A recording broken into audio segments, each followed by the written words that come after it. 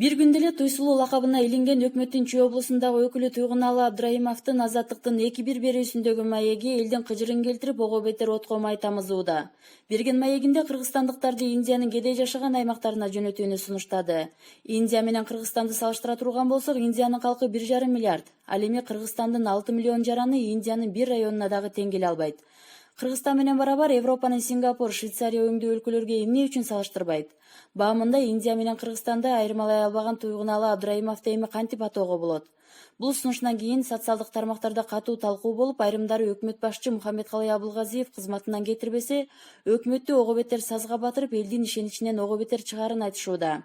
Эске сала кетсек, 6-июнда Орок айылында чыккан жаңжал туурасында журналисттердин берип жаткан интервьюсунда кесиптештеринин арасынан журналист кызды басмырлап кебетеңиз суук экен деп мылжыңдап жооп берүүдөн баш тарткан.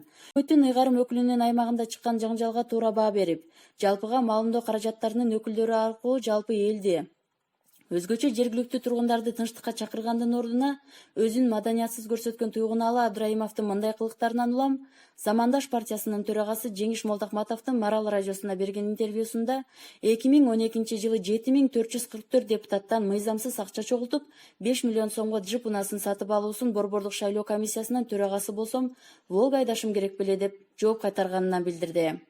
Жеңиш Молдокматовдун айтымында Туйгуналы Абдрайымовду кандай гана кызматты ээлебесин мыйзам чегинде жоопко тартуу керектигин айтты. Ал эми дагы бир жорого 2018-жылдын 2-июнунда эл менен болгон жолугушуусунда чогулган элди 2 саат күттүрүп, күткөн элден кечирим сурагандын ордуна эркиңер жетсе жекеме-жеке согушууга чыккыла. Любоюңда жайлап коем. Керек болсо Кримдөбөлү Рысбек Акматбаевди дагы жиберчи жагына жибергем деп коркуткан.